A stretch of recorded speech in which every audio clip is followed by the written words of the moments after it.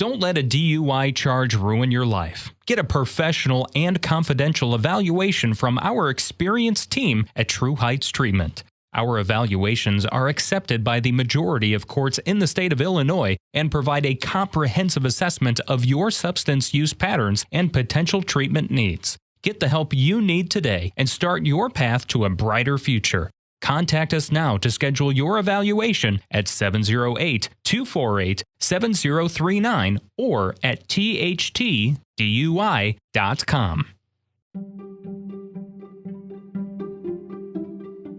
The George Brassey podcast is made possible with funding provided from Brassey Global Strategies, LLC, a leading political consulting, public policy, government affairs, and research firm. Are you interested in running for elected office? Need advice? Call or email George, 708-769-5015. Brassey Global Strategies 1 at gmail.com. I'm so glad to welcome Micaela Smith, trustee of the Village of Lansing, to the podcast. Trustee Smith, thanks for coming on. Thank you. Thank you for having me. It's my pleasure. Tell the listeners a little bit about who you are, where you grew up, and what led you to wanting to run for trustee in the village. Sure. I'm Micaela Smith. I actually grew up in Dalton. I went to Thornridge High School, graduate of Thornridge, and went to Dirksen and Diekman. My family is from the city, but they moved in the 80s to the Southland. They made Dalton their home, and then we moved in my high school year to Lansing. So I went to University of Illinois Champaign-Urbana for my undergraduate. Also went to St. Xavier for a graduate. And I started in political or the government political arena in 2010-ish. I started volunteering on campaigns, going door to door for petitions, putting signs in yards. And from there, just kind of evolved into actually becoming a candidate, of course, like 10 years or 15 years later. But I actually was introduced to campaigning through a family friend and just a colleague who was already doing some work for their mother and father. And they said, you should come and pass at the election. It'll be fun. So that's how I actually got my first taste of it, just from volunteering. So growing up, was it something that you had interest in when you were in high school or grade school?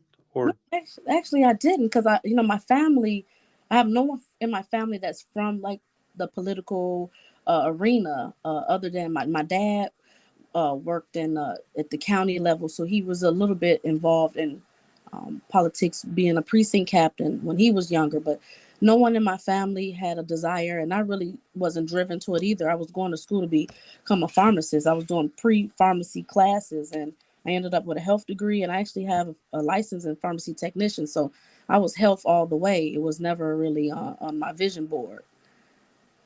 Wow. And you, in your campaign, you end up becoming the first African-American trustee in the Village of Lansing. Talk a little bit about what that was like for you as a candidate, and then what's it been like since you've been in? Sure. Yeah, absolutely. I do want to I let people know that's not my selling point. I am the first African-American. I'm the only female on the board, and I'm the youngest on the board. There were other African-American that actually ran for trustee before I did. They just wasn't successful. The Village of Lansing have had some demographic changes, especially since this past census, and their African-American population is increasing. It has. So it's always been like around the 40% now. They're up to like 45-ish from the 2020 census. So running was very hard. It was a struggle because I was young, and I was the only African-American, and it was it became like a power of persuasion or a selling point where I had to convince the voters that, I'm experienced. I do know what I'm doing. I've had some time in government working with other elected officials, and I actually have credentials. I went to school and have degrees. So I'm not just anybody that just woke up one day and just said I wanted to run. Nobody's campaign is ever going to be, the best or easy, especially running for the first time. I did have a lot of support though, and so I wouldn't be where I am without the support of, the Village Voice Party. The mayor supported me, and she, had a lot of confidence in me. And then I had some also support from my state representative, who I worked for 7.5 years. So I had a big push too, that was behind me. Now that I won the election, it has been a little more easier. Like the transition has become more easy to talk to residents, because they're like, oh, she's not that bad after all. She actually does know her information, and she's being very persistent in the meetings. I'm asking questions and necessary questions. I'm also being very responsive. One thing that residents, do or say is that, we send an email or phone call to one of the trustees, and they're not getting a response, right? Or used to not get a response right away. Well, I'm on my phone 24/7, and most times if an email come in, I'm responding at 2 or 3 in the morning, and they like that. Being an accessible elected official is definitely a key to your success in a lot of things. Absolutely. Do you now, as trustee, do you have to run village-wide in the entire community, or do you have a specific district? Yeah, we're at large, so we're village wide. We don't have like the wards, automatic towns would, like city of Calumet City or Blue Island. They have wards. We are at large, so we do run with the mayor and the clerk. When you're campaigning as a young African American woman, do you sense that some of the voters may have been engaging or kind of perpetuating stereotypes against you at all? Did you sit at the front door? Oh, absolutely. That's the first, appearance and assumptions are the first thing that they, stick with without having the ability to speak with me or meet me. There's a lot of misconceptions, or as you said, people have their own theories about who or what I am without even having an opportunity to sit down and talk to me. And that, is against me, because I wasn't, I'm not able to get ahead of that. Making the stereotypes is difficult, because that actually creates like what I'm trying to say. It creates like a narrative, right? That everyone starts to say, because if you hear it more than 3 or 4 times, then others start to pick up on it. And then when they actually meet me, they're like, oh, well, that's not true. You're really not that bad, so I do want to, let people know, like, meet me or talk to me. Don't just, take things or what someone else says and run with it. What are some of the accomplishments you have so far as trustee that you feel you want to share to the audience? I've been able to expand my resident or the voter base, basically those individuals who did not know me or was unaware of me, and they only seen my name or only seen my face on the campaign pieces. I've now been able to connect with them so that they are able to meet me and take away whatever assumptions on there or things they may have about me. I've also been able to accomplish some our economic development, pushing forward, getting the small business owners or any development that is looking for a prime area in the Southland to now consider Lansing. And how I'll do that is from my networking and my connections. So over the 7.5 years, I worked with the state, I worked with the city of Chicago, and I have a lot of networking or friendships and relationships that I've built over a course of time, that I now can identify individuals who maybe done a project elsewhere and invite them to come to Lansing. Sit down and have a meeting with my mayor and our village administrator, and let's discuss these prime area that we have in our downtown on Ridge Road and our corridor of Torrance Avenue. We've been able to bring things like Starbucks, which is popular, and Chipotle. We have Smoothie King that's also coming, and right now a veteran housing and people with disabilities with a health clinic called Full Circle that's being built right now at the corner of Torrance and Thornton Lansing Road. All these elements don't just come overnight. They're being brought or on a list because discussions are being had. There's meetings, there are connections with the folks that I have, relationship with. That helps with momentum, because a lot of times if you don't have that relationship, George, a lot of times people don't answer your phone calls or they don't answer your emails, but because they know me or have a relationship or prior history with me, they're more accessible or to answer the call or email and now say, yeah, we'll come over, we'll have a meeting and we'll entertain what you guys are offering. Micaela, what do you feel Lansing has to offer to people who want to live there? Ooh, good one. Lansing has the neighborhood appeal. A lot of folks on the outside that come, if you live in the city, they look at Lansing like, oh, it's a nice suburban area. You can raise your family and kids. And that's actually true. All our neighborhoods are actually tight, close-knit neighborhoods where you know your neighbors, the lady that lives across the street. We all help each other out, just like for the snow that we just had last week. We always helping each other, with snow removal. And then we have a straight line on our downtown of Fox Point. We bring in entertainment, and we're actually bringing the town their needs that they're asking for. We have struggled with the pandemic, just like every other municipality, but we've been able to keep a consistency of keeping our small businesses there and bringing the new businesses there. If anybody never went or visit Lansing, I do want to let them know that there is things to do and there's opportunity, not just a nice, tight, close-knit neighborhood where you can raise a family, but there's things to do. And you don't have to go outside of Lansing to shop. We would love for you to do everything in Lansing, in dining, doing any type of entertainment, but we have options and different varieties of things, even at our park districts and our library. So if anybody is interested to come to Lansing, there's definitely an opportunity where you can see you're getting bang for your buck and that your tax dollars are actually being utilized. You can actually see it. You mentioned the Fox Point development. Can you talk a little bit more in detail about what that is? Sure. I think it's something that's really cool. I wish that we had something similar in Chicago Heights. Yeah, Fox Point is our newest. Well, it's been around for 3 years now. 3-4 years.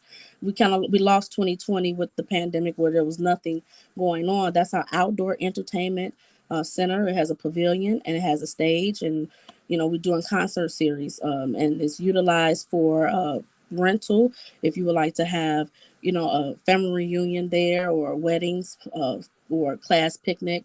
Folks are able to go ahead and rent out the space. There's open land. You bring your chair. We have some food vendors that will come out, and we've been doing a free concert series for 2 years. Every Wednesday it is completely free. We sell little concessions and also like wine and beer, so spirits. And what is done is actually it helped bring the community together, because when you offer something free like that, now those businesses that are located downtown are now getting some business. Like, oh, I didn't know this was here. And so now you got the bars that's now getting a lot of attention. And then we have our cruise nights in the summer as well, and you can sit down on the lawn chair and watch the old school cars and listen to some free music, or you can stop in and get some ice cream on the corner. So we have a variety of things where you can come out the whole night, and it's for the whole family. There's something to do for everyone. But Fox Point is our highlighted outdoor entertainment that we want to expand beyond just the musical concerts. You can have any type of show, a fashion show. You can rent it out for a play. I mean, there's different things we can do with that venue. Trustee Smith, tell the listeners a little bit about what type of school and educational opportunities are there in the Village of Lansing that you know of. So yeah, we're in the district of 215, and we have area for 205 as well, because we're Thornton Township, and then we also have a portion that's also Bloom. So we have this high schools is 205 and 215, Thornton Fractional North and Thornton Fractional South. And then our elementary is 158, 171. That's also a part of Linwood. The 150, you're going to get my numbers wrong. I really, those numbers of those school districts sometimes can get me confused. But we do have at least 2 options in for the 215 for schools.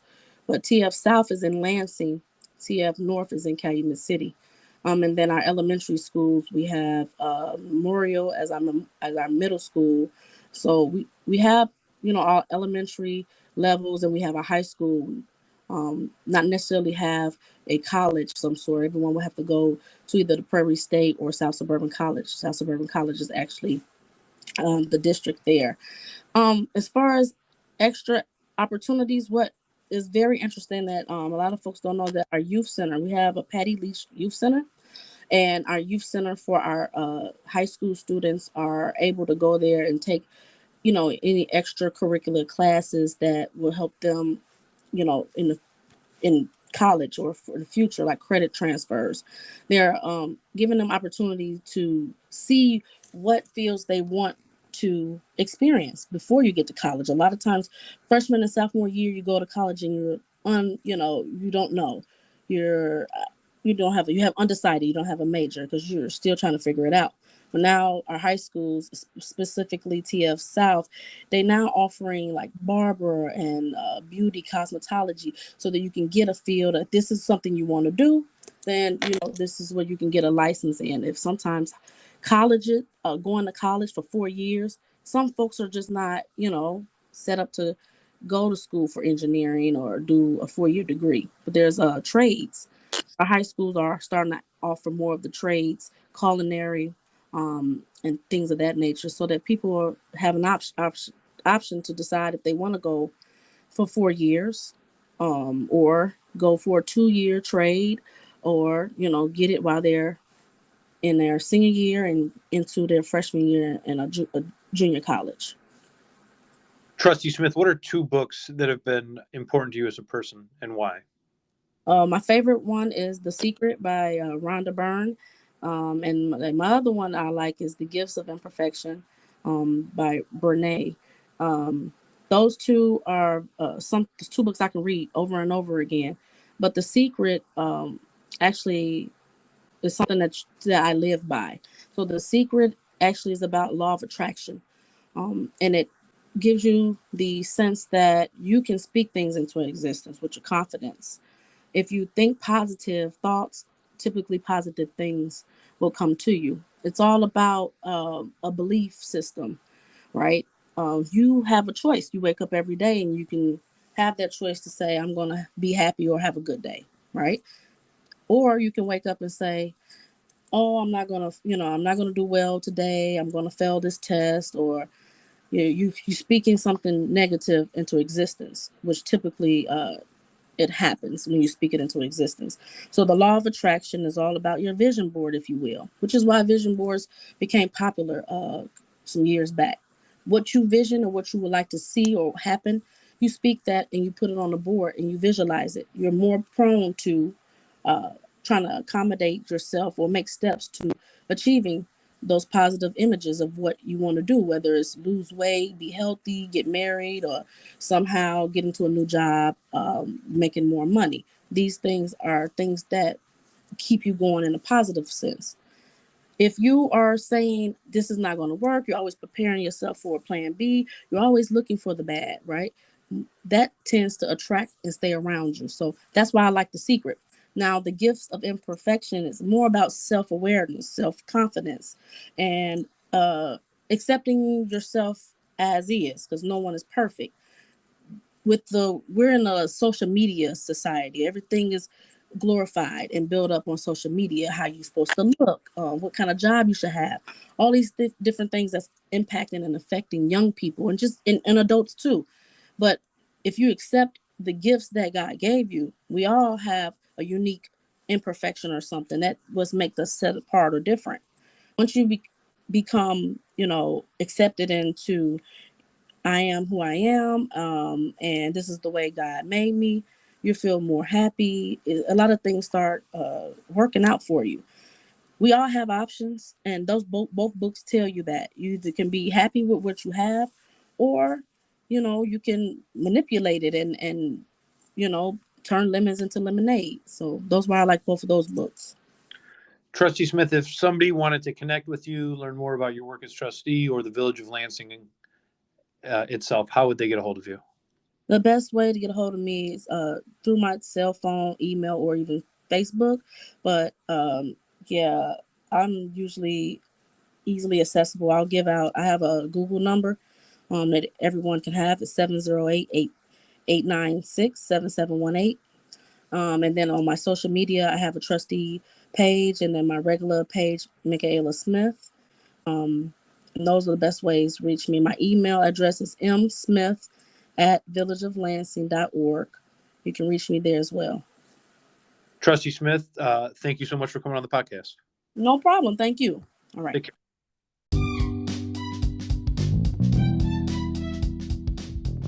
Help George stay on the Chicago Heights City Council. Go and donate today at tinyurl.com/AldermanGeorge 2023. Begin to transform your life and work towards inner peace with expert psychotherapy. At True Heights Treatment, our experienced therapists provide personalized, compassionate care to help you overcome life's challenges and reach your goals. Whether you're struggling with depression, anxiety, relationship issues, or other mental health concerns, our team is here to support you. With a warm and welcoming in-person and virtual office atmosphere and a commitment to person-centered and evidence-based treatments, we are dedicated to helping you address your life's challenges.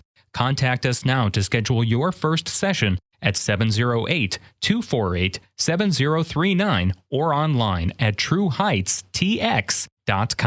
Book your appointment today and start your journey towards a happier, healthier life.